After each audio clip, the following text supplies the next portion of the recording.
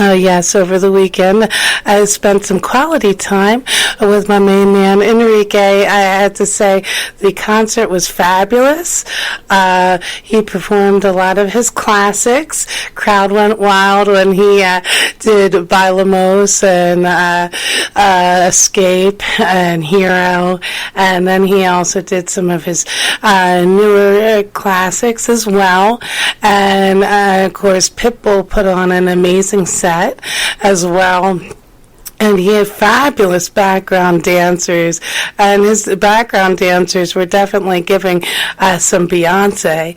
They had fabulous, like, glittery bodysuits, and the opening sequence. They had these, they almost looked like head jewelry, and they were this bejeweled necklaces that were draping over the eyes like masks. And so his dancers were sensational. And, of course, Enrique, his set was fantastic. I have to give a big, shout out. I mean, the production, the actual engineering, the lighting, and the effects was so sensational. I had to say, like, the technical aspect of that concert was one of the best, visually one of the best concerts I have ever seen, rivaling some of the visuals that you'd expect to see at a Beyonce concert. And the energy of the crowd was so hype and fantastic. Of course, Enrique is the top Latin artist of all time, selling over 159 million records worldwide. And when you see him live in concert, you can really see why. And he's a sensational performer. And both Pitbull and Enrique, I have to say, were very engaging with the fans and humble, and they both reflected on the importance of their fans and remembering, when they first started out, all the things that they've accomplished. Pitbull talked a lot about the effects of the hurricanes and the earthquakes and some political stuff, and he was also very empowering. I actually wasn't expecting that. Of course, Pitbull is a very positive person, but he talked a lot about overcoming challenges and staying positive in adversity. And Enrique, one of the standout moments there was he had a lot of elements of like flamenco and Spanish guitar, and one of the segues, he actually had one of his backup dancers doing a castanet routine to a flamenco version of Ed Sheeran's hit Sideways. So that was really cool.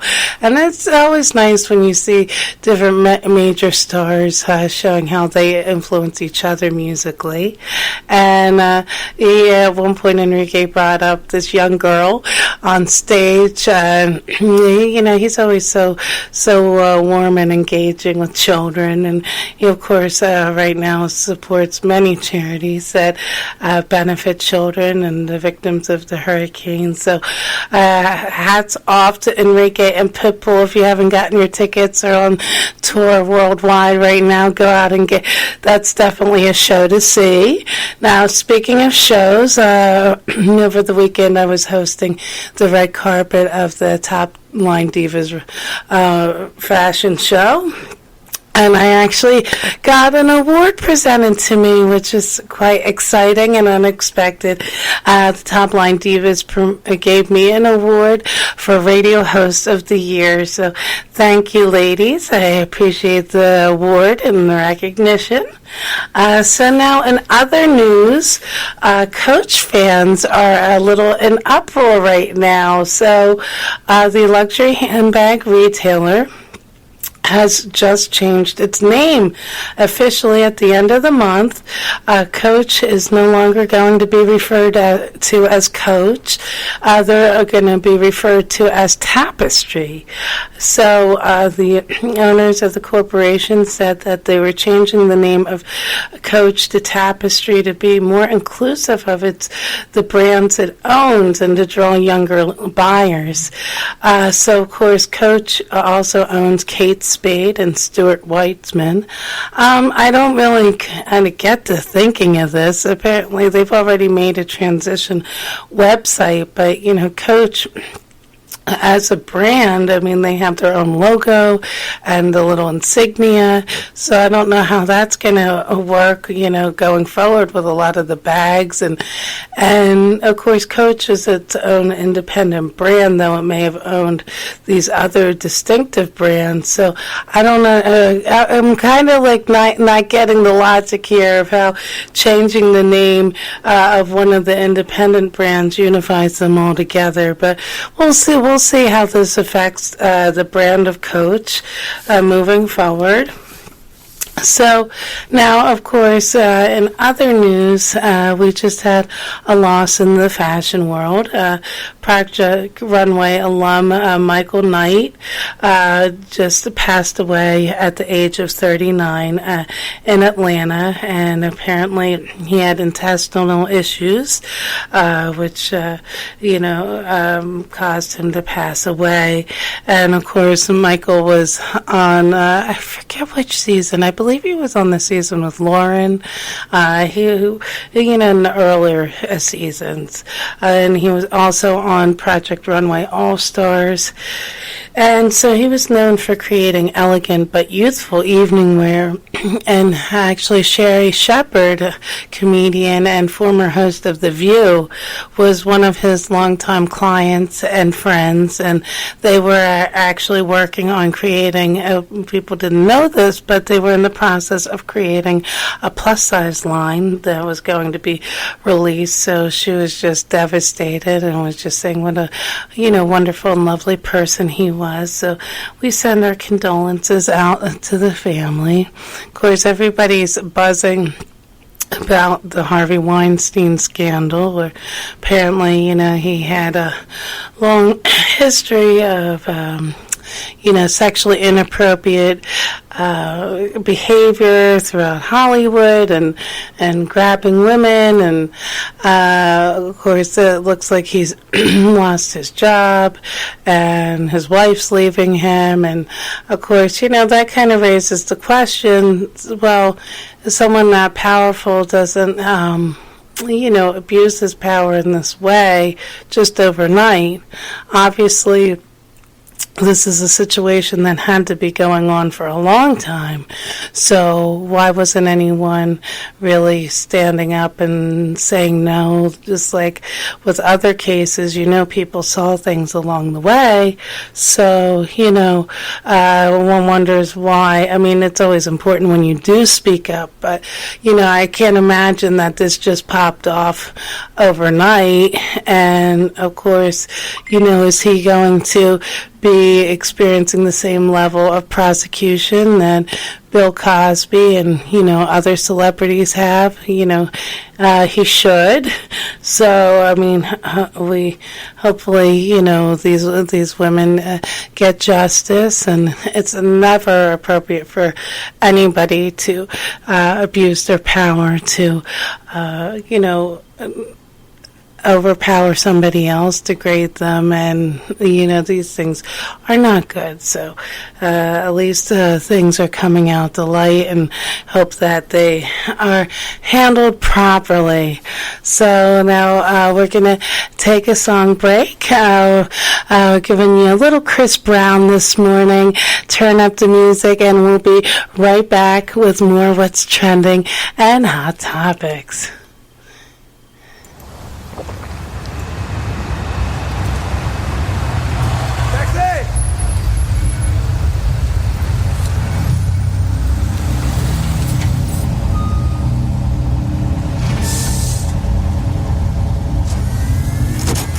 Hey, bud, where you headed? Just take me to the best spot in town, man. Yeah, sure thing. Hey, can you turn up the air? It's hot in here. Yeah, I'll turn the music up. No. Turn up the...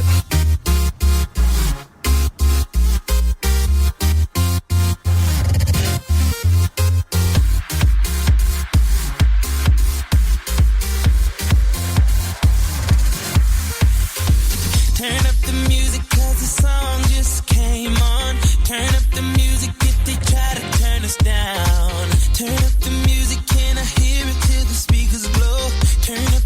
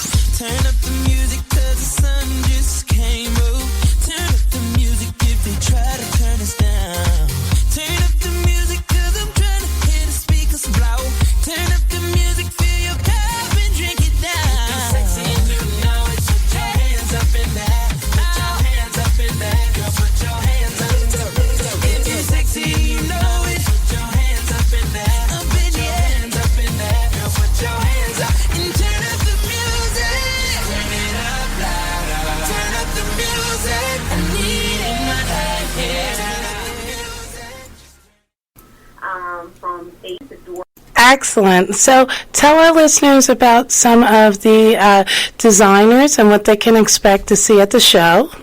Okay. I have about 9 designers. Each design, I have local designers, and I have a designer that's coming in from India. Oh, wow. To grace our runway. Not only is she a designer, she's also a model. Oh, wow. Different designers. I have a designer that specializes in bridal. Oh, fabulous. A designer that also specializes in gowns, all sorts of gowns, but he also does casual wear for men and women. Mm-hmm. And we have great designers. We have a designer that's also an artist, that she works a lot on denim. She paints on denim. I'm going to have some live painting there. It's going to be great. Fabulous. Now, for people who want to buy tickets, where can they go to buy tickets to the Art and Fashion show? Well, our ticket sales are now done. Oh, see, so you missed out. Yes, our ticket sales went offline on October the 14th. Okay. But you can purchase tickets at the door for $40. Okay. So that's I have about 13 vendors. I have a lot of different vendors. I'm going to have quite a few jewelry vendors. I have a woman that has figurines. Oh, wow. I have a woman that also has a lot of faith-based gifts. Nice. So, Now, where is the venue? oh, well, it's 2200 Fairmont Avenue. That's in Atlantic City, New Jersey. It's right off the expressway. It's really easy to find. It's at the Noise Art Garage. And that's a very amazing, that's in the new art district in Atlantic City. The art gallery garage it's just amazing itself. Wow. Well, I can't wait to check it out. Of course, I will be hosting the red carpet at the Art and Fashion show. So, come out if you're in Atlantic City. Even if you're not, make a detour. We'll be in our glam best. I can't wait to take in the show. Now, Tanya, where can our listeners find you on social media? Oh, okay. My Facebook page is under Khadijah Wright. That's KHADIJAH Wright, WRIGHT. I also have a page for the Art of Fashion show. That's also on social media. Excellent. Well, we'll be all in the mix there, bringing you all the VIPs and the fashionistas. Of course, we're going to be playing our song, You Can Have It All, which you can download now on Amazon Tidal and iTunes. And I can't wait to see all the fashion, Tanya.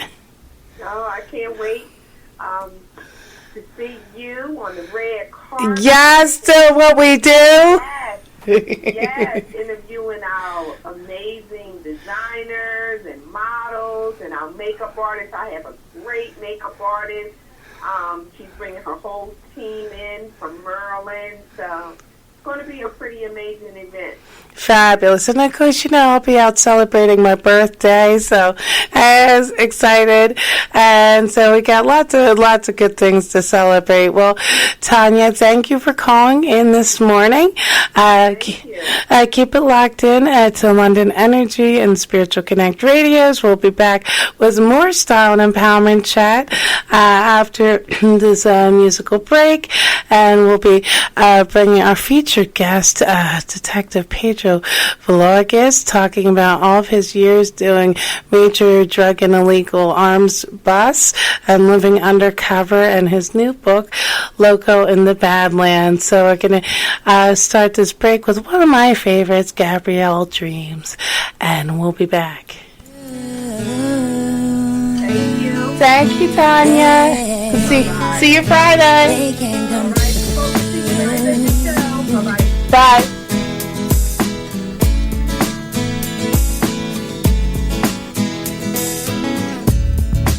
Move a step closer. You know that I want you. I can tell by your eyes that you want me to. Just a question of time. I knew we'd be together and that you'd be mine. I want you here forever. Do you hear what I'm saying? Gotta say how I feel. I can't believe it, but I know that you're real. I know what I want, and baby, it's you. Can't deny my feelings because they are true, yeah. Dreams can come true. Look at me, babe, I'm with you. You know you got to have hope. You know you got to be strong. Dreams can come true. Look at me, babe, I'm with you. You know you got to have hope. You know you got to be strong. I've seen you sometimes on your own ending cries. I knew I had to have you. My holes in the middle. Now you're by my side, and I feel so good. I'm nothing too hard. Don't feel that I ever could. Do you hear what I'm saying? Gotta say how I feel. I can't believe you're here, but I know that you're real. I know what I want, and baby, it's you. Can't deny my feelings because they are true, yeah. Dreams can come true. Look at me, babe, I'm with you. You know you got to have hope. You know you got to be strong. Dreams can come true. Look at me, babe, I'm with you. You know you got to have hope. You know you got to be strong.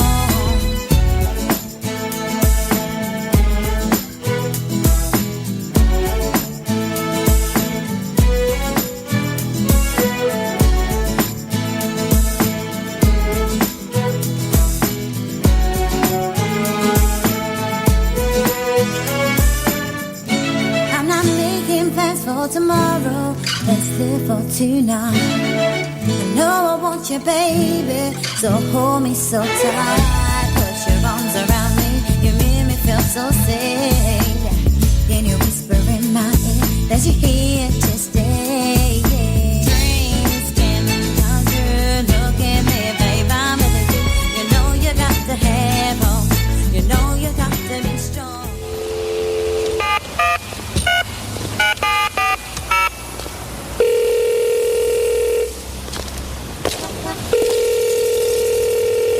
Hi, we're not in right now, but if you leave your name and number, we'll get back to you.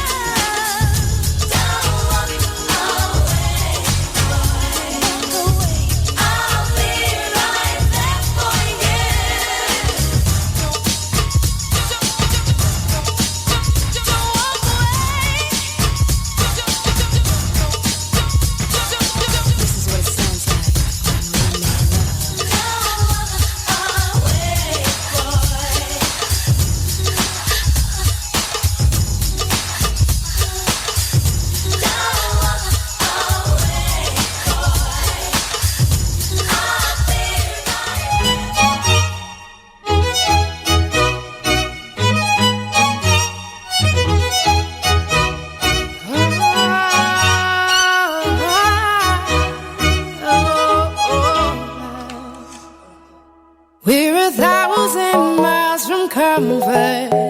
We have traveled land and sea, but as long as you are with me, there's no place I'd rather be. I would away forever, exalted in the sea. As long as I am with you, my heart continues to beat. With every step we take, Kyoto to the bay, strolling so casually. We're different and the same, gave you another name, switch up the batteries. If you gave me a chance, I would take it. It's a shot in the dark, but I'll make it. Knowing the little heart, you can't shame me. When I am with you, there's no place I'd rather be. No, no, no, no place I'd rather be. No, no, no, no, no place I'd rather be. No, no, no, no, no place I'd rather be. We stayed out on a mission to find our inner peace, make it everlasting, so nothing's incomplete. It's easy being with you, sacred simplicity. As long as we're together, there's no place I'd rather be. With every step we take, Kyoto to the bay, strolling so casually. We're different and the same, gave you another name, switch up the batteries. If you gave me a chance, I would take it. It's a shot in the dark, but I'll make it. Knowing the little heart, you can't shame me. When I am with you, there's no place I'd rather be. No, no, no, no place I'd rather be. No, no, no, no, no place I'd rather be.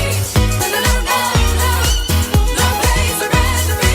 When I am with you, there's no place I'd rather be. Yeah.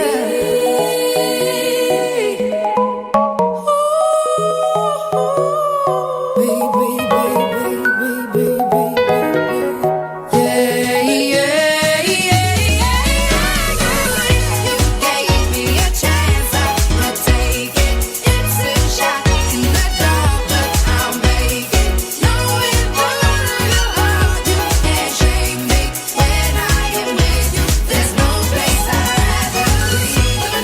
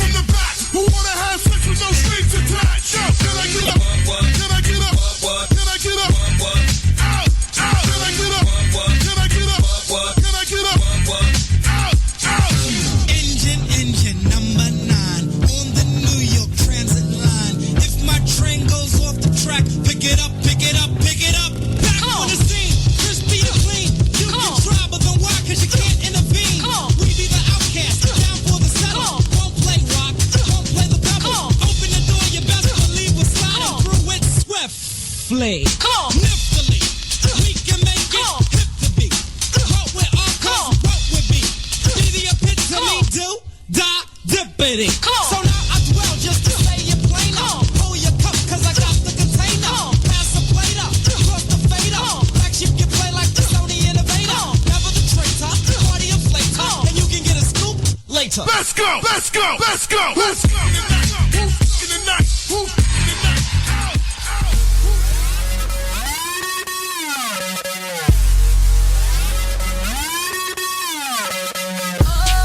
I think I might need a cigarette, cause we be out and then we on it day. I just don't get it, don't know why we do this, One day we be in a Cadillac, I be riding with my seat laid back. Next day I be breaking all your windows, keying up your doors. Don't know how you do to me what you do, but baby, you do it so good. And yeah, we break up, I break all your stuff. That's just how we love, we keep it so. How you make me feel, can't nobody do that for me. And we gon' do some things, but I can't stop loving you. And I like it, I like it. I like it, I like it. I like it, I like it. I like it, the way my body feel when you're laying right beside me, boy, I'ma be right here, don't care what nobody say. 'Cause I like it, I like it. I like it, I like it. I like it, I like it. I like it, I like it. I know I be catching attitudes, throwing things and getting mad at you. Yeah, it's crazy, but it's in the name of love. And sometimes you be getting on my nerves. Say I hate you, but that shit don't work. And every time we say we through with it, we back in love again. Don't know how you do to me what you do, but baby, you do it so good. And yeah, we break up, I break all your stuff. That's just how we love, we keep it so. How you make me feel, can't nobody do that for me. And we gon' do some things, but I can't stop loving you. And I like it, I like it. I like it, I like it. I like it, I like it. I like it, the way my body feel when you're laying right beside me, boy, I'ma be right here, don't care what nobody say. 'Cause I like it, I like it. On Spiritual Connect Radio. So thank you for keeping it locked in. So I am so excited to welcome this morning's guest, agent and author Pedro Valegas. Pleasure to be here. Thank you. Good morning. Good morning. So we have so much to talk about. Pedro, of course, is the author of Loco In The Badlands. Yes, ma'am. Yes, so first off, let's get started talking a bit about your background in police work and, how you became a police officer. Yes, ma'am. I started as a Philly police officer in the late 70s, early 80s, and I progressed and went on to work with the Camden County Prosecutor's Office as a senior investigator and undercover agent for them. And then finally, I ended my career in law enforcement with the Office of the Attorney General's Office. I became, finally, at my end, I was supervisor of covert investigations for the whole state of Pennsylvania. Wow. So now let's just break that down a little bit. Yeah, sure. So for us civilian folk, first of all, what does for those who don't know, so what does the Attorney General specifically do? The Attorney Generals actually, especially the U.S. Attorney Generals. You have one in every state, of course, and then you have the regular Attorney Generals in charge of all law enforcement in the United States. Okay. All of them, including the FBI. Everybody thinks the FBI is the top, but the Attorney General. So now you said that you worked in covert operations. Yes, ma'am. So can you explain a little bit more in depth what is covert operations? Technically, it has to do with undercover work. It doesn't necessarily have to do with drugs. It can be arms, which I've done also. It could be intel for mafia or organizations, and of course, the big one is the drugs, the cartels. Okay. So now, talk a bit about what the difference in training between just your standard police work and detective work. Standard police work? Yeah. Well, standard police work, you're in uniform, of course, and you're patrolling and doing your normal calls that you get on the radio. And detective work is actually investigating things. And then you have your undercover work with you infiltrate. Sometimes it might not be infiltrating. It could be wiretaps. It could be various amount of things when it comes to undercover work. Now, what kind of training is involved in being an undercover agent? Well, And what's the process to become an undercover agent? well, first of all, an education Yes. is foremost. In law, preferably. Sometimes they have small schools that teach that'll send you to a lot of universities now have small academies for policing. You can start there, and then you can move your way up, and take law in school, of course. That'll get you into higher places like federal. Some of them like for you to have a BA, some don't. But mine was a little bit unique because if you're talking personally, I learned the streets. I was raised in Harlem. So I have a little bit more than most undercover agents would have, and have a knowledge of the streets. I came from Puerto Rico, as you already know, at the age of between 2 and 3, and again, sadly to say, what happened to the island. I always give the props up to them. Hopefully, people will get out there and help them out. I always like to plug that in because it's very important. There's a lot of needy people out there, and it's a sad situation. I have family there. And also a lot of problems now getting the supplies Yes. to the island Yes, and it's a- delivered. It's a sad situation there now, and my sister got stuck over here. I shouldn't say stuck, but she's here. She came for the promotions of my book, and the family got together. But going back, I go off in a tangent sometimes. But Puerto Rico is very important and dear to my heart, obviously. But again, going back to the book, and my a little bit of my background. So I was raised in New York City, so I know the streets. I saw a lot of things that most people wouldn't see at a very, very young age. And then, of course, we moved to New Jersey. From there, I went to Woodrow Wilson High School and then Rutgers University. But my background, it's a little different because I also learned the martial arts. So I've been involved in it almost all my life. And I am proud of staying away from drugs. And I was a drug dealer, so a little... Yeah, which is really interesting. Because, if people think, unfortunately, once we get into this, that these big-time drug dealers do the drugs, and they don't. It's just a business, and we'll get into that in detail if you'd like.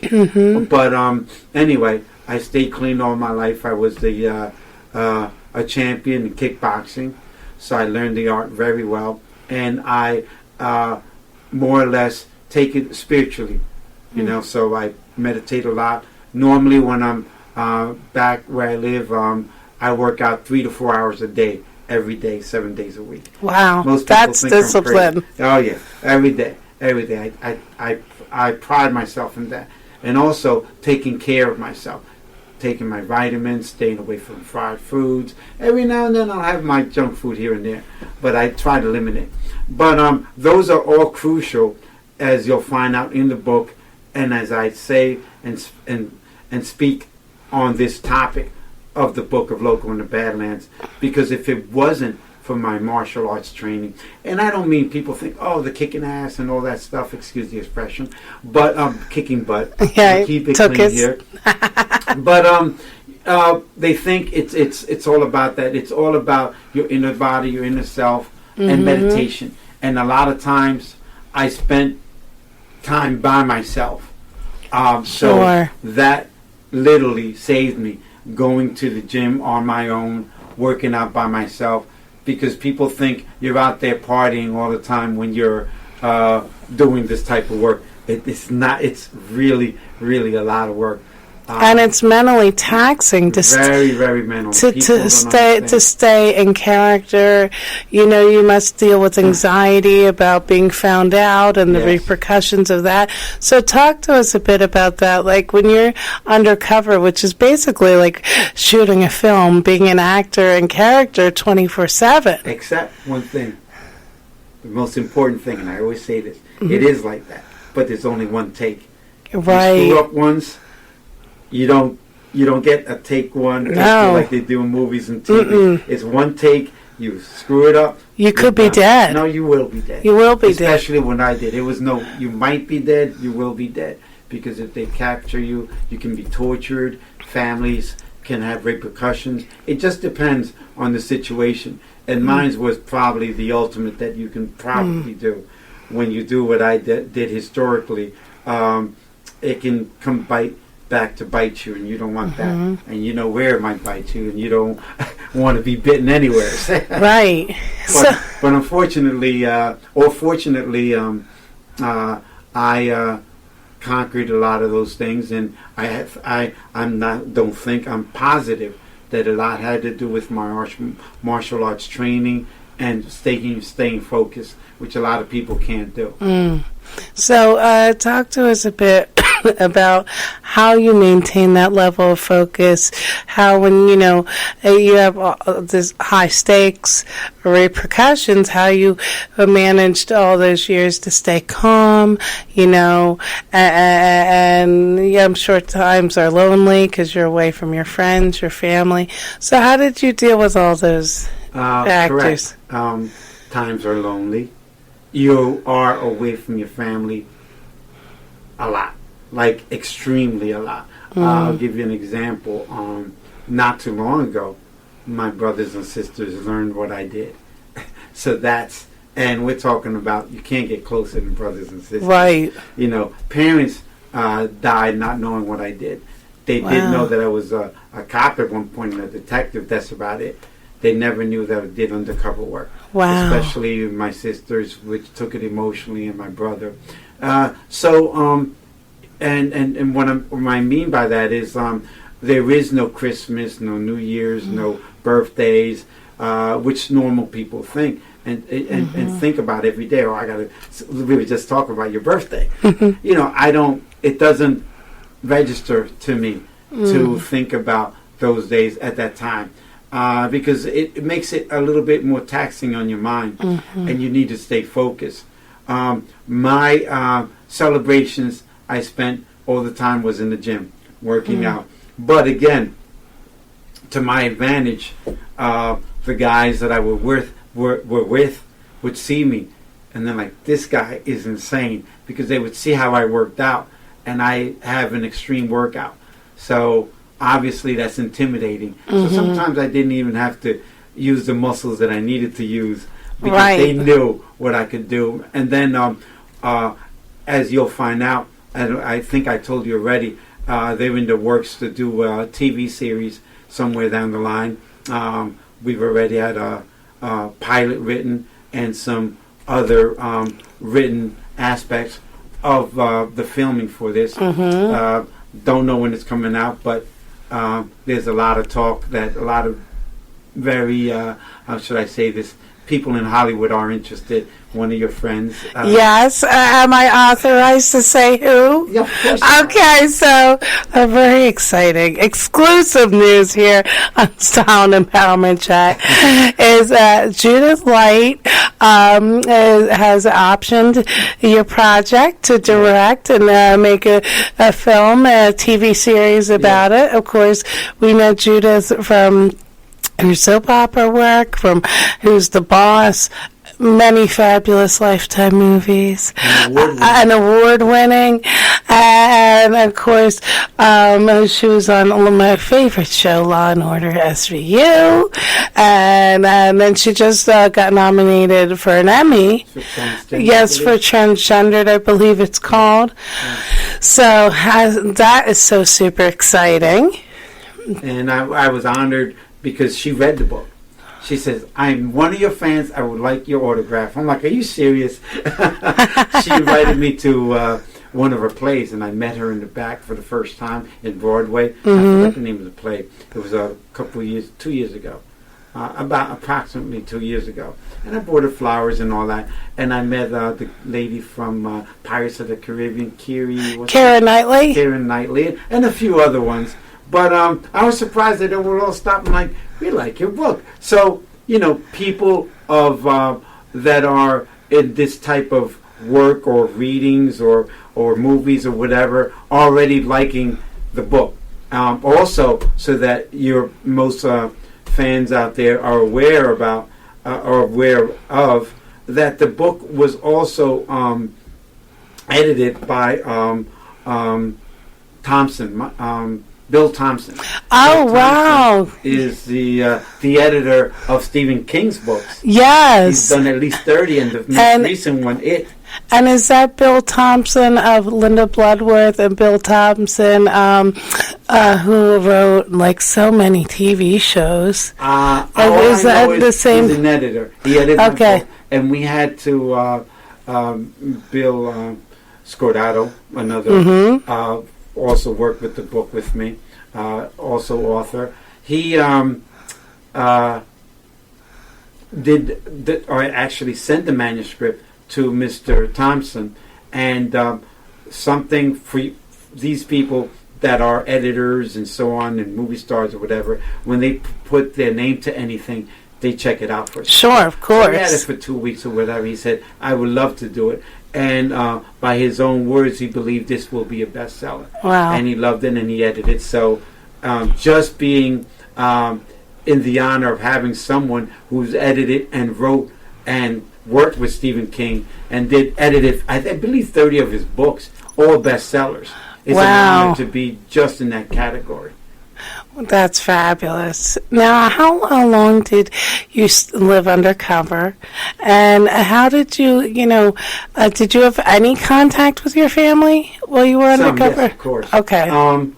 The way that it works is you have people that do minor, I should never say minor. Any work that law enforcement does is important. That is my belief. Yes. I don't care how small you might think it is. You can get hurt just doing a domestic. You go in the house, yeah. Somebody's fighting, they try to shoot the other one, or just in general, will shoot you. So even with dealing with drugs, you go in the corner, you stop somebody, they think you're stopping them from something else, and they'll shoot you. So that is a very taxing job. So I don't belittle anybody that does any type of police work.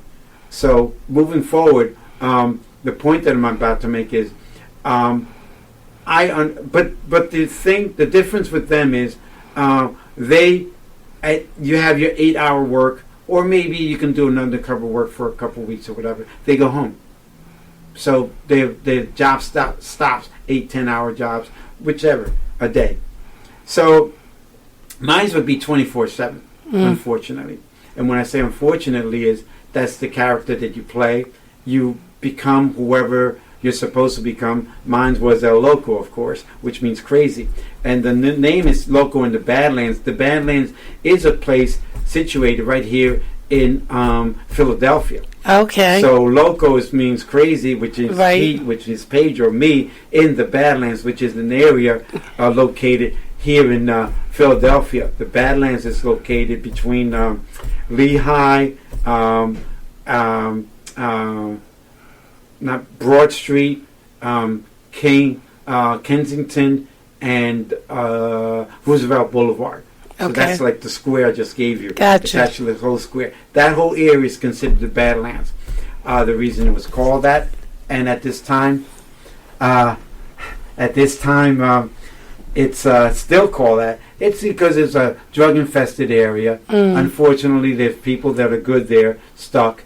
And not all the areas bad, but the areas that I did work in and was associated with was bad. And the reason we named it that is because that's where I met the Medellin cartel, which is one of the biggest drug organizations in the world. You have the Cali and the Medellin, which I dealt with both. And you can't get any bigger than that in the drug world or gangs. They all started as gangs and became huge, how should I say, venues for dealing cocaine. At one point, they dealt 90% of the cocaine in the world. Wow. But these guys still are very powerful in every place in the continent in the world. They are everywhere. Now, you brought some photos with you of your time undercover. Yes. Yeah, so Yes. You want to share some of those Sure, with us? Hold on 1 second. I'll do that. Yeah. So it's not every day you get to see things like this. Now it's Okay, so I'll hold these up for my viewers, yes, and I'll then have to you pick can. some out because there's some that can't be shown because Of course. of libel, of course. Of course. I'll only So- show the ones that I'm personally in, and that's it. All right, so I'm just going to move these closer here. Okay. I'm turning the camera away from the ones you can't show. You have to get the good ones. Right? Yes, only me would be involved. Okay, here we go. I would have had them out if I knew you were going to say that, Miss Laura. Well, I did say that when we went during the break when I said, come on and get set up and let your photos out.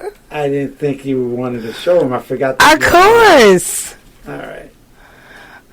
Here's a few right here to start off with. Okay, perfect. Oh, this will give you an idea. There's quite a few of them.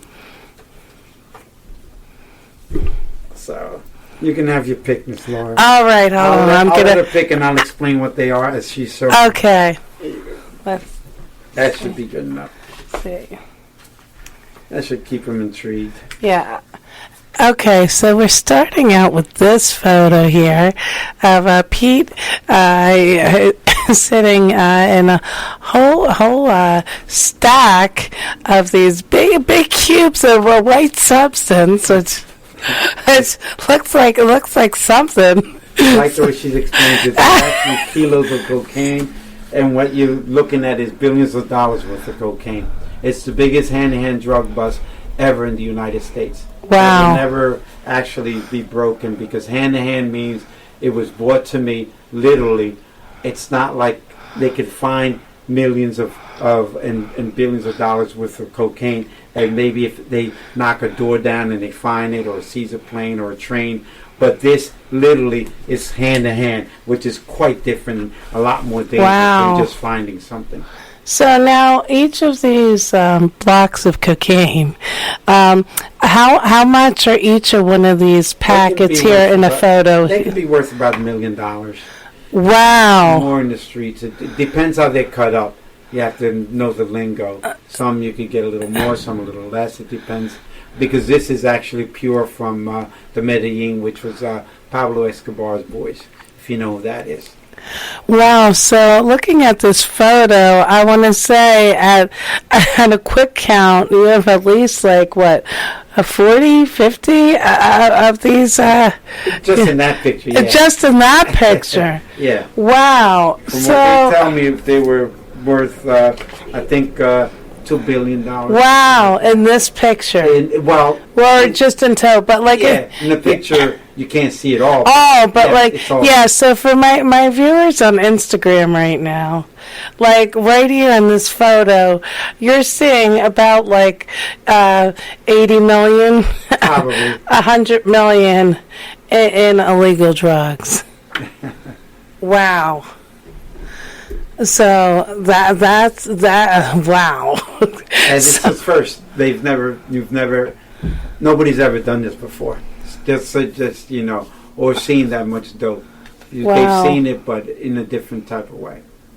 So now, what is actually like the process here of how the illegal substances get shipped into the country, processed, and you know when the police sees them, like you know the whole process of what you were doing undercover. Well, technically, there's different ways. Of course, there's different venues. the reason this became big because at the time of the big, they call cocaine type of thing that was happening in Florida, not New York, mostly coming in through Florida. They needed a way to bring the dope in, and I actually convinced them that I had a better way through the PA area, actually Philadelphia, and it actually worked. It's a long, long story. Some of it's in the book, and if everything goes well, we are planning on doing a trilogy on the book. So this is not the first book of Loco in the Badlands. You will see more, and again, like I said, the series hopefully will be done at some time in the near future. And we're also working out some deals with some other people, so there's a lot coming out soon. So this is a hot item right now, and if when this gets all done, it'll be like nothing on TV ever.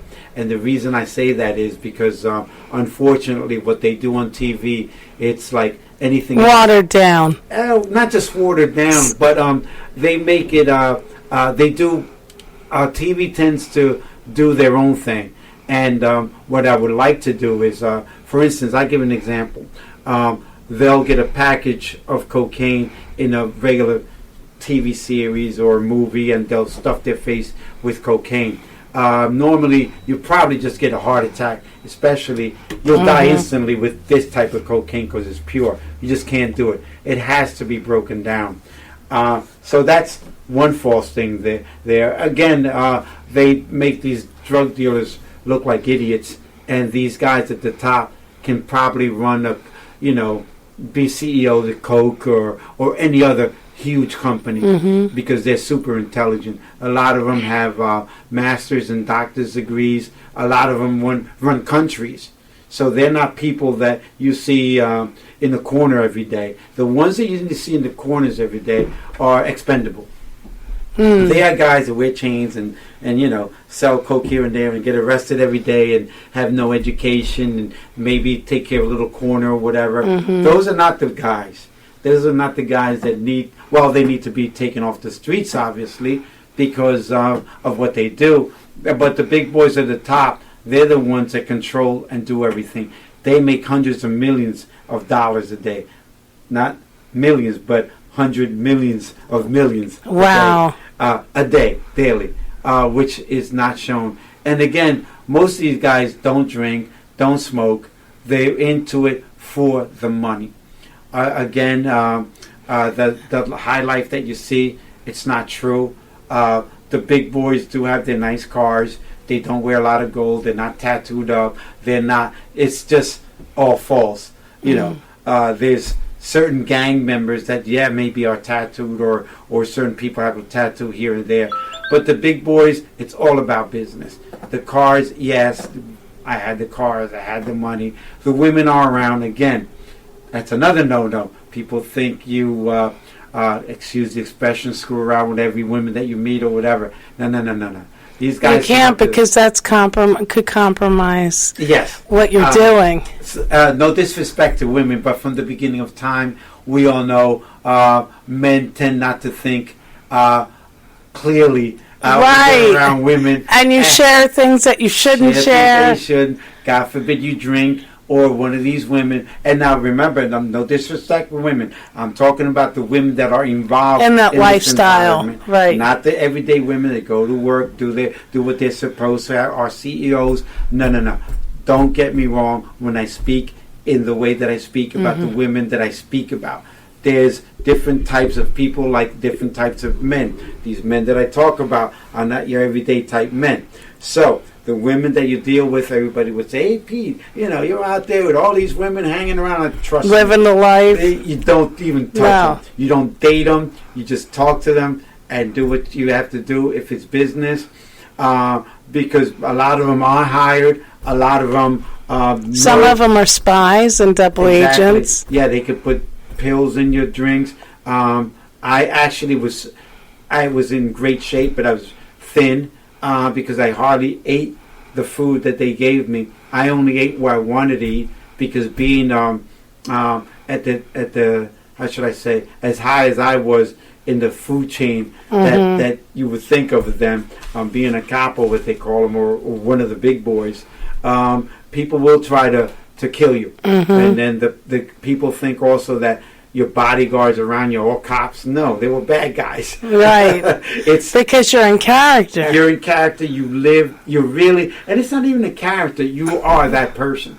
You believe you are that person. You can't for 1 second hesitate to do something that you wouldn't do. How does that work? Like, basically keeping yourself sane, you know, pretending to be somebody else, having to really be like method about it, and not losing yourself in there. Like, excellent question. You're asking me questions that I love because first of all, I told you about the martial arts. I'm a master in the martial arts. I'm the 10th degree black belt, the highest you can. What I have done, and what most masters do, is I meditate. So I meditate myself into my character and become that character. But not only that, being able to sustain that and remember things is a chore in itself. Once I did, because like I said, it's rare that people do this, I become a Loco or Pete a Loco. I am that person. I don't respond to anything. I'm totally not the person that you see in front of you. And one time I was actually analyzed, or how should I say, you go to a psychiatrist and they say, do you know that that's rare what you can do? That you could turn this thing off and on. And not be mentally ill. Yeah, and not, need medications. Yeah. I'm not into medications at all whatsoever. Don't take any now even. But, and I said, yeah, I know what I'm doing, and I know what I'm doing. And even when I left and did certain things, I was even watched because the government tends to believe at some point that you're going to switch over to the other side. Some of the agents will just, because of all the stress, will break at some point. I know that I won't. And the reason I say no that I won't, because I work out every day. I mentally work at not doing or thinking about the past. Unfortunately, I have nightmares still. Sure. There is a lot of horrible things that were done around me and I've been involved with. I have to also watch out for what I say and how I speak, because you never know. The government will be on your side one side and maybe not the other day. So you have to be careful. And talk about that. I mean, I'm sure there was, besides the busting and all that, the cases, I'm sure in being, creating and maintaining the person a loco, you had to do some things that Pedro wouldn't do.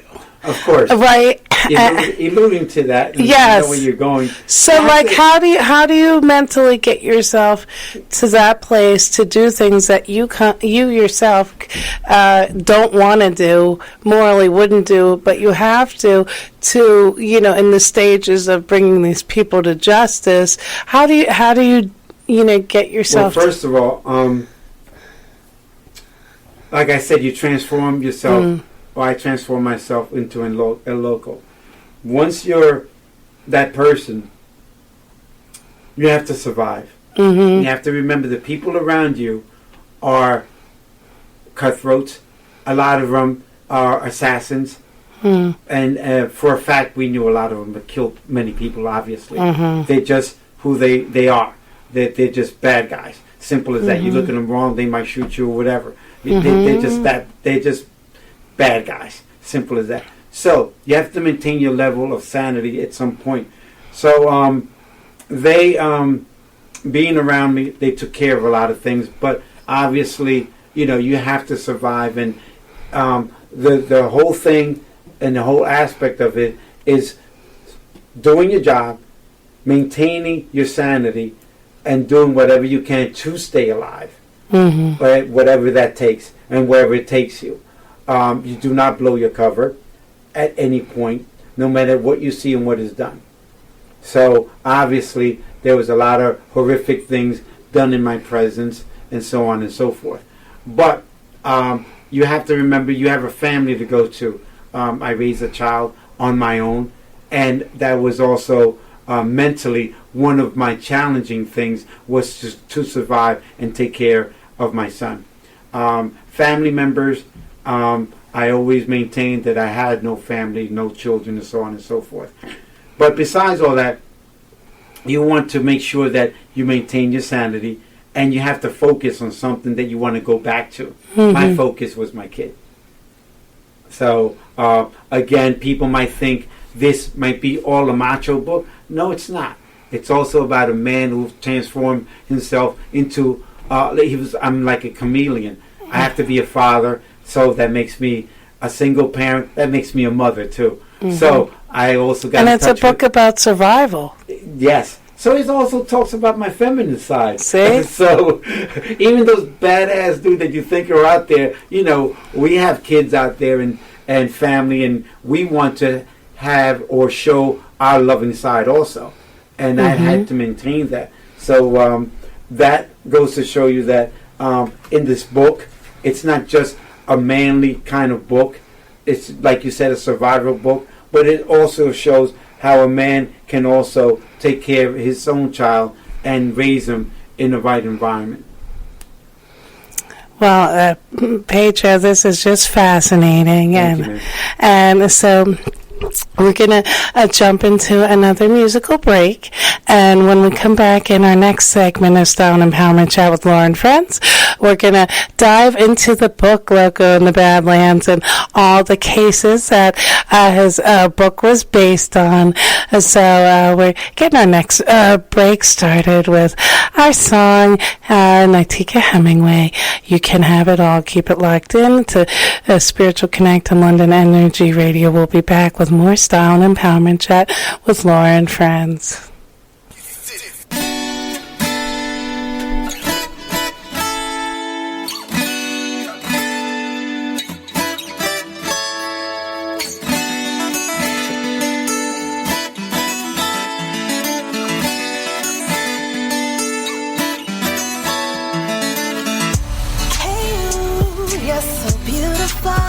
You're the truth, and you do it all so natural. You're so strong, and you show it anything. If you want it, it's yours. It's yours. You can have it all, yeah. Up early this morning, and I know God smiled on me. Ain't no time to sleep, no, no. I can't wait to start my day because I know it's gonna be beautiful like me. Hey, you're so beautiful. You're the truth, and you do it all so natural. You're so strong, and you show it anything. If you want it, it's yours. It's yours. You can have it all, yeah. Hey, you're so beautiful. You're the truth, and you do it all so natural. You're so strong, and you show it anything. If you want it, it's yours. It's yours. You can have it all, yeah. I look into my mirror, I love everything I see. Ain't no mistakes on me, no. I always remind myself there ain't no other me. Can't nobody else be. Hey, you're so beautiful. You're the truth, and you remind it all so natural. You're so strong, and you show it anything. If you want it, it's yours. It's yours. You can have it all, yeah. Oh, you can have it all, yeah. Hey.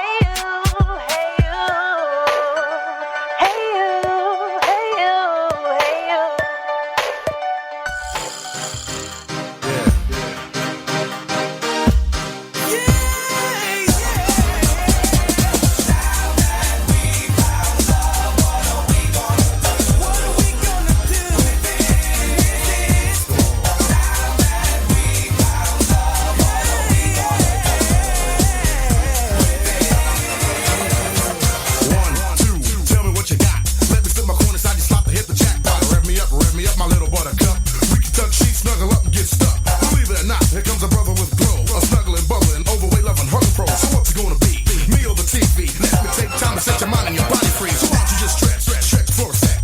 Lay while the problems rock a cop a quick wreck. Shake me, baby, baby, bake me. No need to fake, here I am, come on and take me. Wind your body, baby, move your body. I see you slip sliding, come on and do it, hottie. I'm not quite sure as to what is going down, but I'm feeling hunky-dory about this thing that I just found.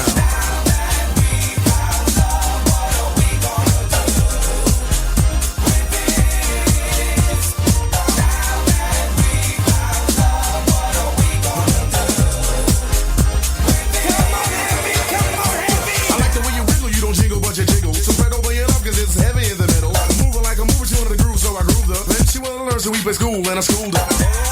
But not like this. We can toss and turn, rumble, tumble, and twist. Anything you want, I give it. Fantasies will live it, so lay down and relax.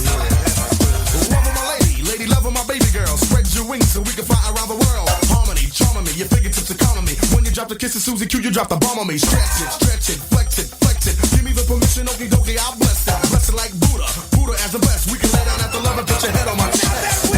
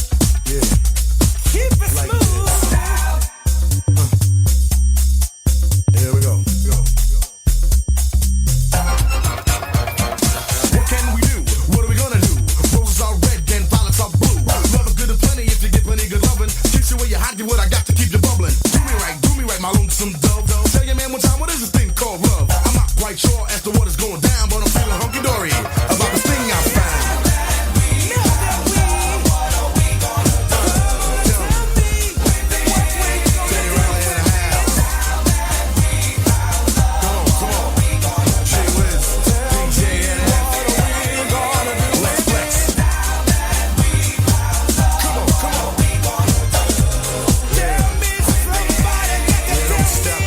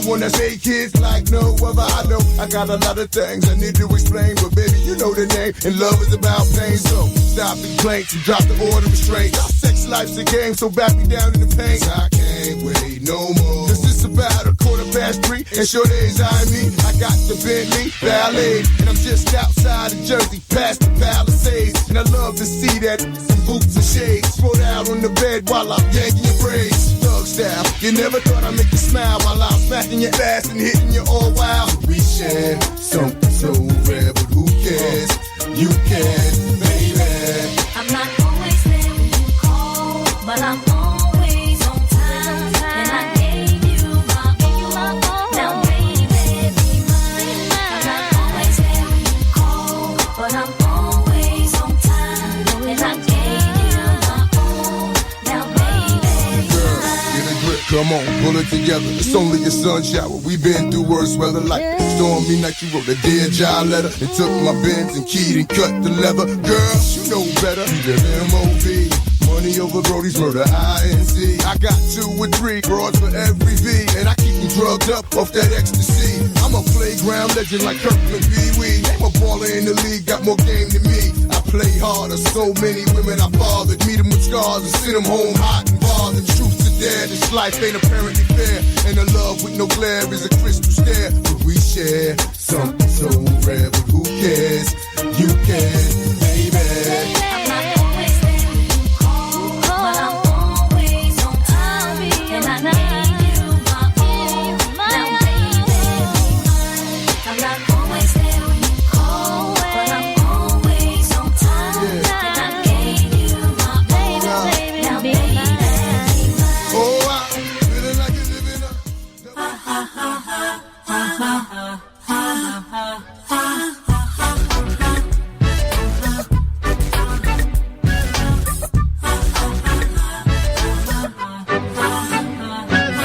Whatever you want, I got it, Bobby. Don't hesitate, holla at me. What I'm looking for, simple to see. Love is support, sexuality. When I'm with you, I don't wanna leave. Need you just like air that I breathe. But when I'm not with you, I'm missing nothing. Got a lot inside.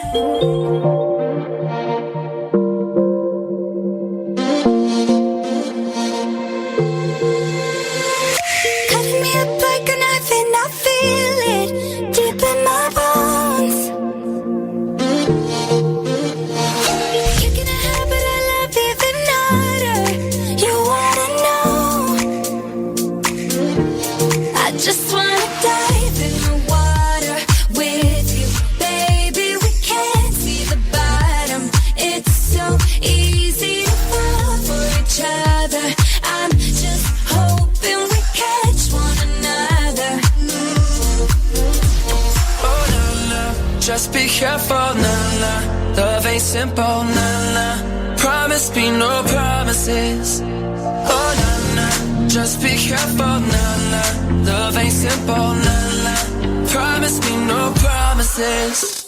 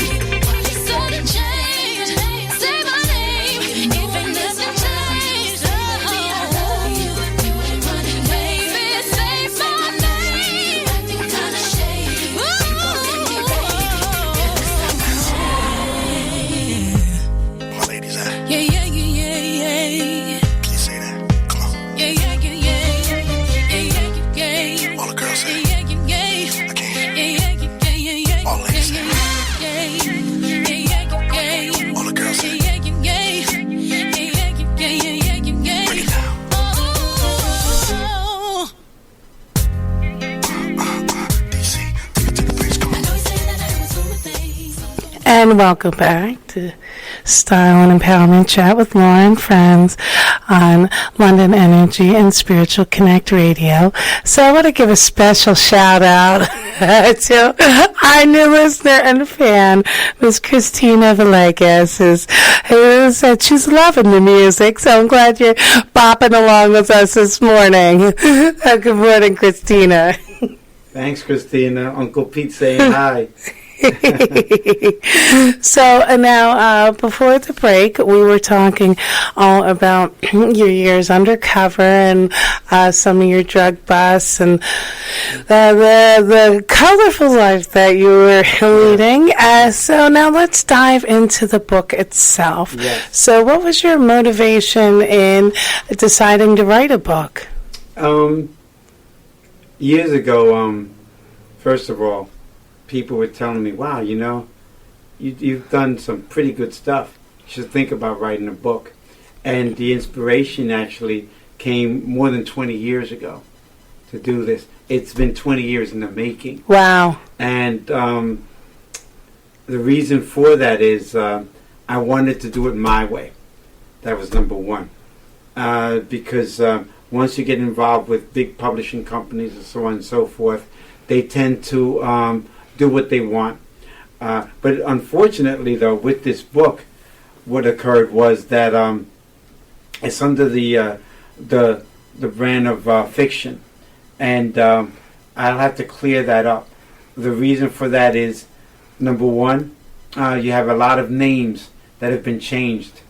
For it to be a book that's nonfiction, most things or almost everything has to be facts.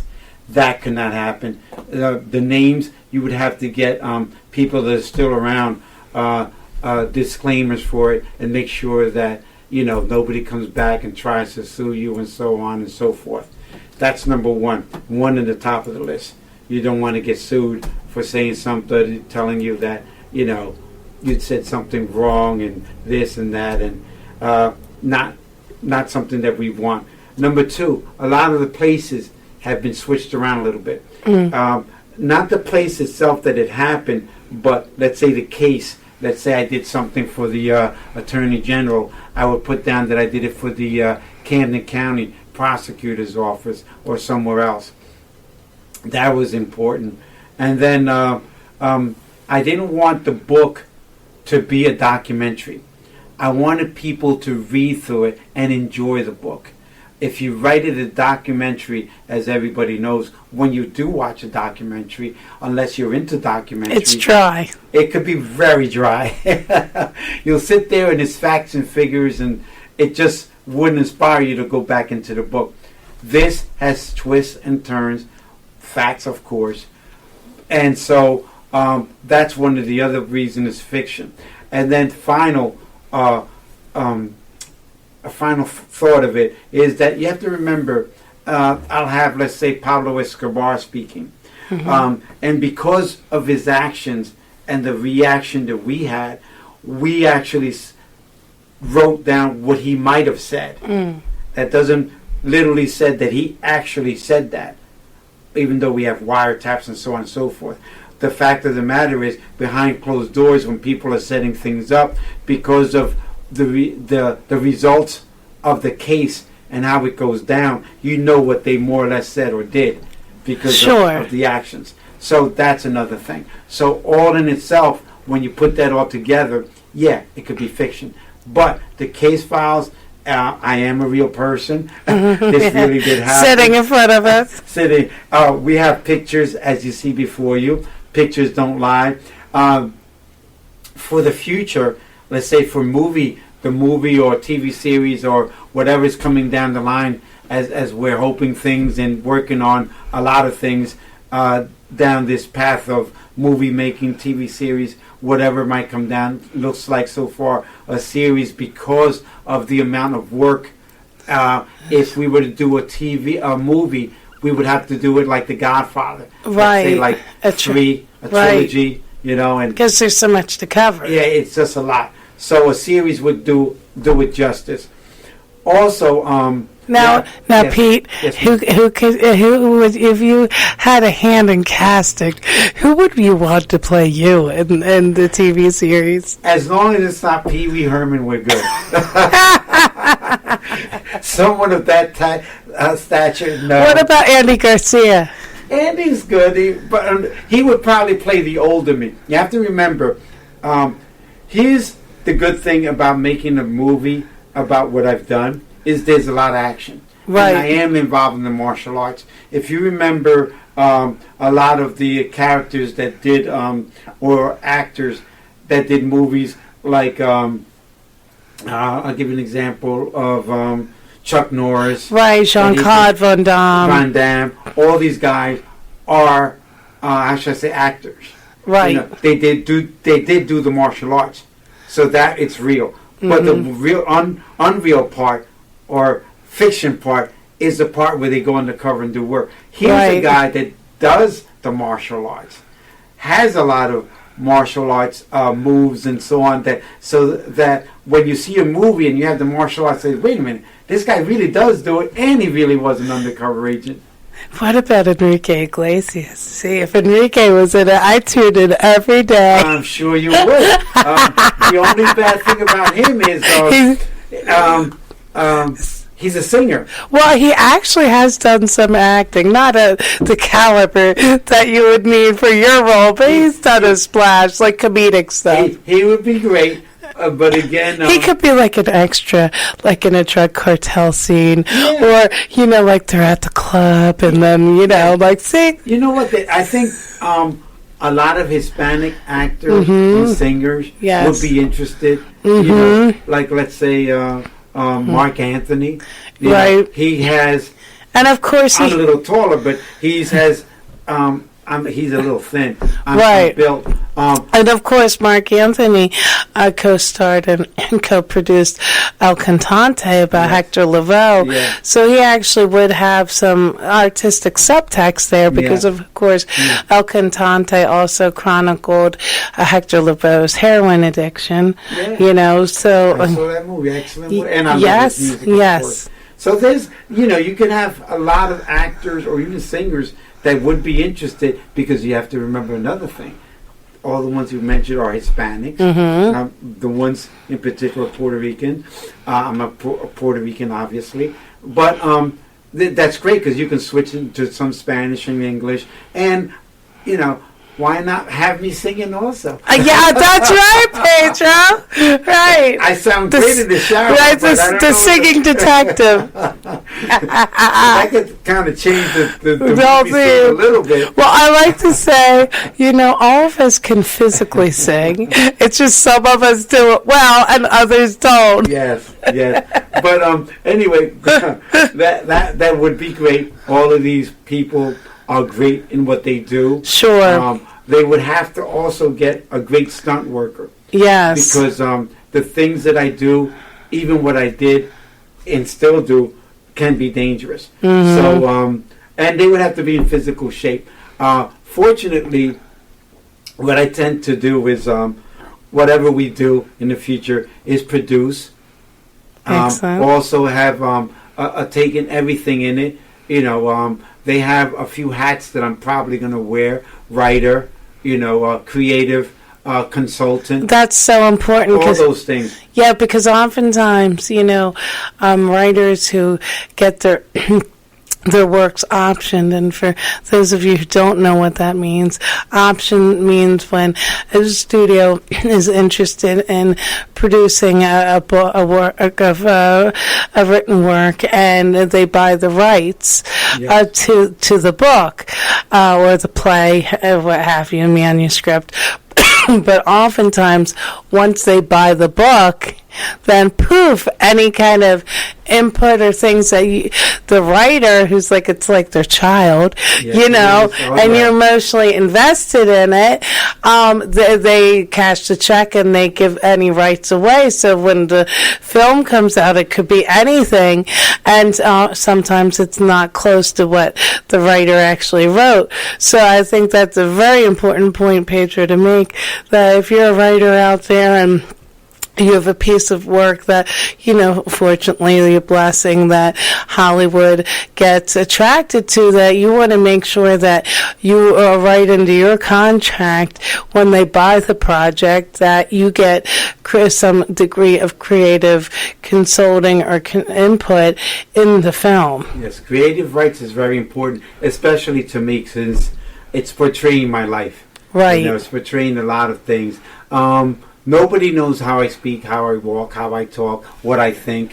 Obviously, the book says some of it, not all of it. There's a lot of more pieces to this book. It's actually, in my way, has been watered down a little bit. But the second one, I think it's going to be even more impressive, and hopefully the third will wind it down. But it's important, I believe, to keep your creative rights. Creative rights is important. You don't sell your product wholeheartedly, everything outright. I've thought of that, and of course, like I told you before, I studied some law.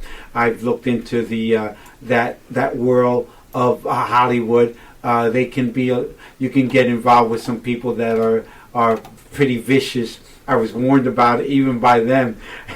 Some of the people, as a matter of fact, Judith Light's husband, Robert DeSidero, told me, Pete, it can be vicious, it's slow, it's fast, you never know. All my response to him was, you can't get more vicious than what I was involved with. Right. If I'm here for a reason. I believe, and I've told people, they said, you've done it, you've set a record-setting thing in your line of work. Everybody that hears about you wants to hear you talk, and I do speaking engagement. And do remember that this book is in Amazon, Barnes and Nobles. Go on my website. You could Google Loco in the Badlands. It's on Google. Our website is being updated by my nephew, who's helping some guys up in Google. In California, wow! I was up there 2 months ago, and he got some guys together. Thank you, Raymond. Raymond Valegas is helping me update the website, and that should be interesting to watch. So look forward to seeing that. Right now, it's a little antique. It's just a few pictures, and it's being fixed also by my son. Doing some stuff on Facebook and so on. So we're bringing it up to date. It takes a team, right? A big team. So far, I'm getting worn out doing a lot of radio, TV, but the more the merrier. Anybody who's interested in listening to me, get a hold of me. Everything's on the website. I would be more than happy. I do charity events, also speaking engagements. I do have to pay my bills so far. Right. That's important. But like I said, in the future, look out for the book Loco in the Badlands, and I will be also in a few Barnes and Nobles in the near future doing signatures.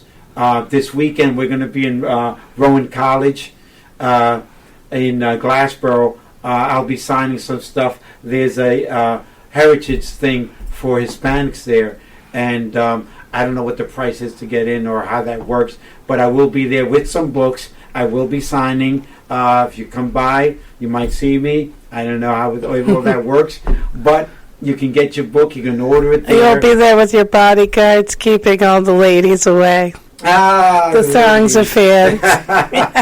Yeah, they're more dangerous than the guys. Right?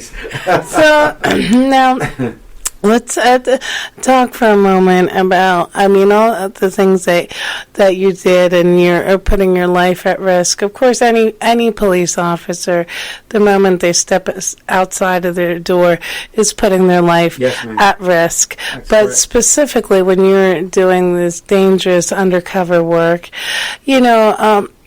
how do you deal with there has to, we're all human, there has to be moments of fear, and anxiety. What you did took a lot of courage and bravery. And where do you draw, that level of courage and strength from? Are you talking about now or when I was working? Both. Well, when I was working, first of all, you, like I told you before, spiritually and mentally through my martial arts I would become my character. That's number one. When I did that, everything else is gone. I know at any moment that something could happen, and unfortunately, or fortunately for now, nothing did happen where I got hurt seriously. I've been injured before, obviously, not to the point where I was in the hospital for days and days. But you're going to have your scrapes and your moments where you think, okay, this might be it. But here's the one thing about personally what I thought. I don't tend to create myself to be fearless, but at the point when I was a loco, I kind of was. You tend to do what you have to do.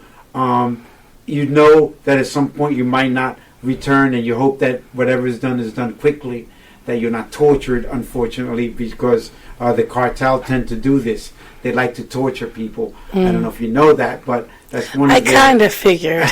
That's one of their fortes, and one of the things that they like to do. And it'll leave you as an example. But I, for some reason, I didn't sweat, didn't stutter. There were people that did that, but not me. Once I was in my character, I was fearless, as we would say. The only thing that would always concern me is that I didn't make a mistake. So I was kind of one of those that was very, very secure in everything that he did, but did in my head, I would always go over things over and over again, so I didn't make a mistake. But I didn't sweat, I didn't stutter, I wasn't afraid of anybody, and that, I think, is what made the bad guys even more afraid of me, because I was that fearless, and that fearlessness would come out of me, and it didn't matter who was around or whatever. And that's probably, obviously, the name Loco, I didn't give it to myself, it was given to me for obvious reasons. But yeah, they thought I was crazy. The things that I did, and but to survive in that world, you have to create that impression. But you know what? Even when I came out and did the speaking engagement, like I told you, in Washington and Baltimore area, I would give examples to officers, agents, and people that are involved in law enforcement, and give them situations where I was actually in, and ask them, how would you get out of that? And they would look at me in puzzlement, like, really? You got out of that? And I said, well, I'm not dead, but not ever, ever.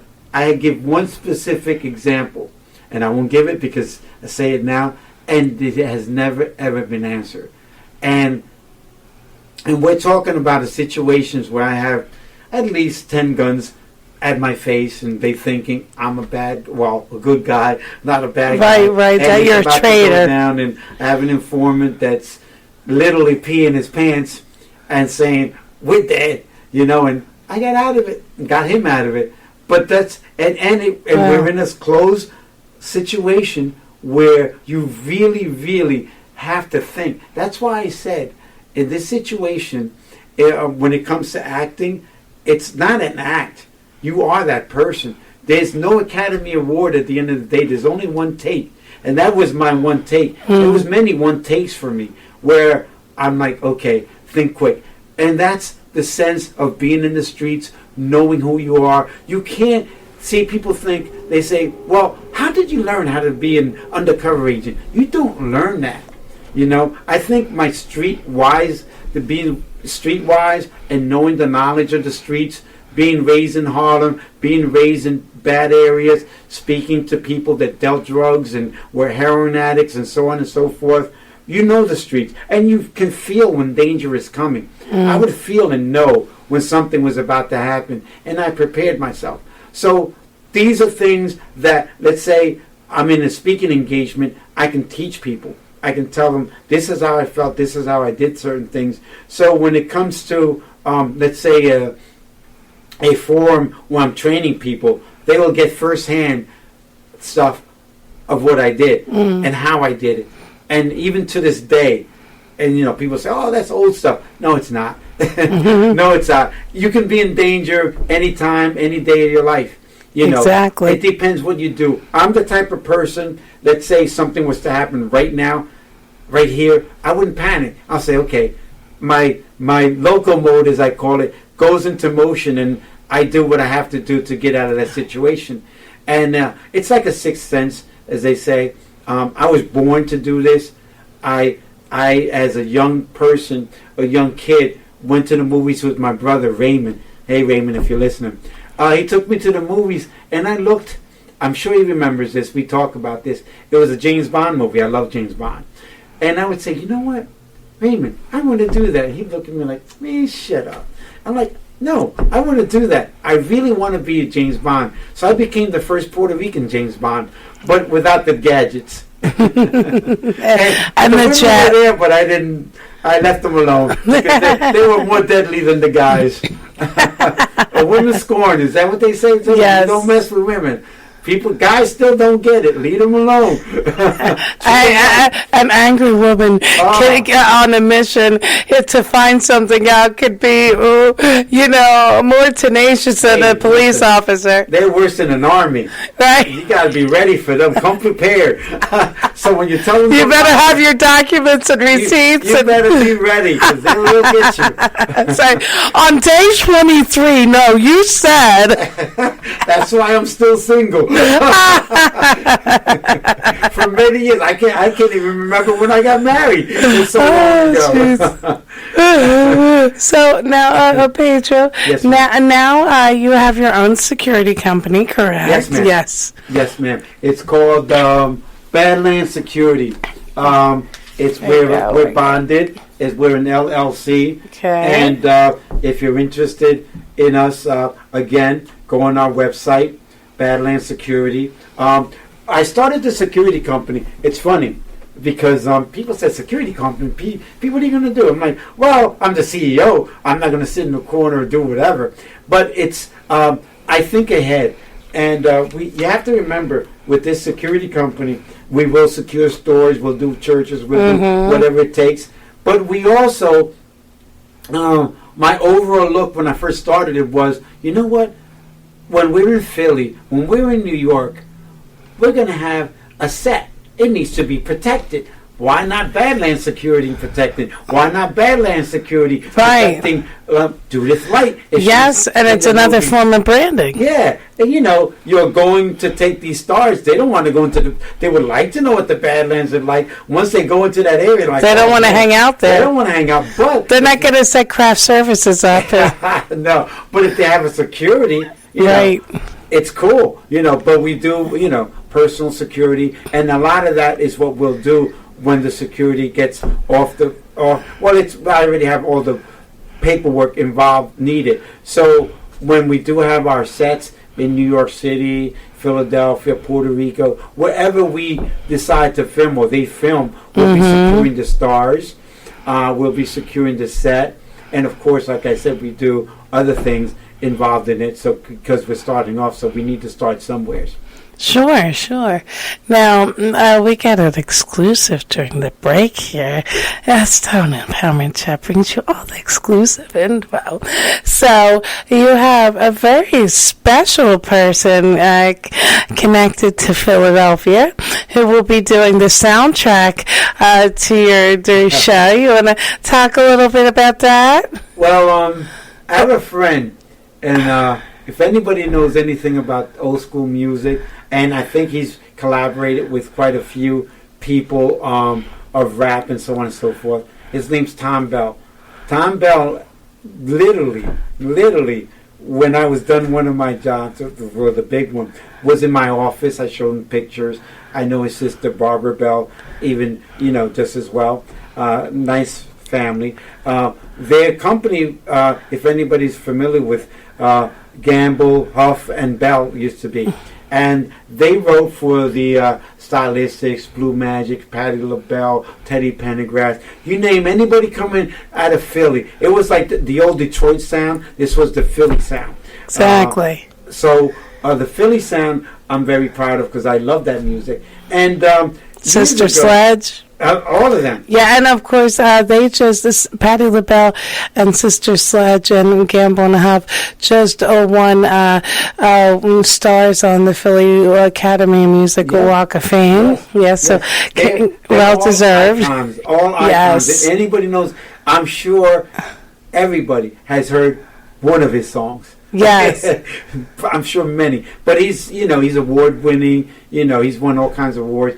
But years ago, we sat down and he said, Pete, at some point, they might do a movie of this. I'm like, come on, Tom. Movie? What are you talking about? Maybe I'll write a book. He goes, I'll tell you what, if you do a movie or anything like that, you better call me. And sure enough, I called Tom Bell. He lives in his own island, by the way, so he has a little bit of money. You're pretty bad if you have your own island. Yeah, so we're always talking, and he's invited me to quite a few exclusive things in Philly years ago that he was involved with, and he actually would rent the whole floor of whatever expensive hotel here in Philly. I even forget what the names of them are. But anyway, he said, if you do anything, can you at least consider me for doing a soundtrack? I'm like, you got to be kidding me. Really, Tom? Come on. Of course I call you. You're my buddy. And I said, if I need help, he goes, listen, you call me first because I know you're going to do something big. I said, okay. And sure enough, I did call him.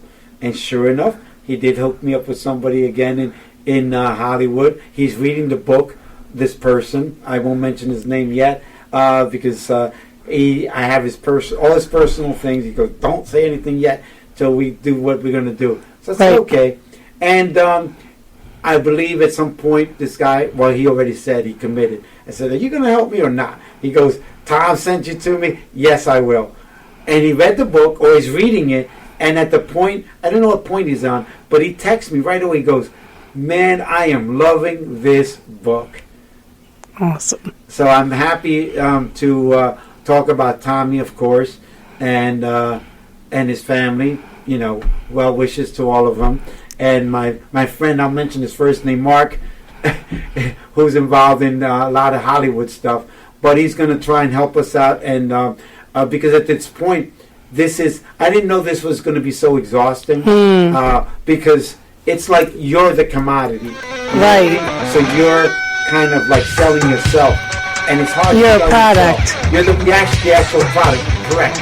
And it's hard for me to be in many places. Sure. So the guy that Tom Bell has got me connected with is one that does that. Excellent. And hopefully I can do better things and put my product out there, which is myself in the book and everything else that we have coming. The security, everything that we have. And thanks to you also, Laura, one of the first. So I commit myself to come back when everything works well. When? We say when. I'm a very positive person. Trust me at that. There were a lot of doubters years ago about my book now. I know there were. And they don't know how resilient I am with certain things. Now I'm resilient to make it a bestseller. Now I'm resilient to make it either a movie, probably a TV series. So all those naysayers or people that say, what, a book? Pete, when is your book coming out? People don't understand. It's a process. It takes time. Especially this type of book that has a lot to do with the law. Has a lot to do with, you can be sued. There's a lot of things involved that people don't think about that actually I didn't think about in the beginning. And they would say, well, is the book done? I'm like, well, the manuscript done. What the hell's the problem? I'm like, you have to get people to at least say yes. You can say their name and no. Most people that I knew would say, yeah, we will, do a disclaimer, whatever. But there's so many that I couldn't do it. So that's why the book is under fiction again, like we said, but based on the true story. Thank God for the back of it. I'm still not happy with some of it because I put it, I dedicated it to my father. There is another edition coming out, which is improved, and they changed the name, a few names, so they kind of changed the book a little bit in the inside, which I didn't like, and messed up a few little things. But I also dedicated it to my father and to law enforcement, all the people that work under law enforcement, and it's not in the book, of course, so that's going to be changed in a couple of weeks. So there will be another book coming out. Same book, but a different edition, a different look, but still the same body. It's just that a few things were changed or some were omitted. Also, there were some people that I forget what it's called, a blog. They kind of said how good the book was, which was I can't remember all the names. Bill would know, right, Bill? Bill's still got to give you a shout out again. Some of the people that are saying how good the book was. Fabulous. Well, we thank you for being with us this morning, Pete. And what a fascinating topic. So, and thank you for your courage and bravery in putting your life at risk to. Thank you for inviting me. My pleasure. So, won't be the last time you'll be here. So make sure you go out and get your copy of Loco In The Badlands. You can follow Pedro on Facebook and Instagram. And it's also, remember, in Amazon, you can purchase it, and also Barnes & Noble. And of course, you can follow the Facebook Style and Empowerment Chat with Laura and Friends page and my personal Facebook page, which is LMazrick123, and on Instagram at SRPKLDiva. So we've come to the end of this week's edition of Style and Empowerment Chat with Laura and Friends. So next week, we will be joined by the producer of Pink the Runway, Miss Crystal Carmen, owner of Pink Stiletto Cosmetics. Of course, my followers know I co-produced that show with her in 2015, and that show's back again this October. I'm a media sponsor, and I'll be doing the red carpet. And so Pink the Runway is all about high fashion and size inclusion, and has some fabulous designers from the show that'll be in studio. So we're excited to welcome Crystal back to the show. So keep it locked in. We'll be back with more great programming throughout the day, and we're taking you out with one of my favorites, a little Prince of the Revolution, When Doves Cry. Have a great day, and until next time, stay strong and stay beautiful.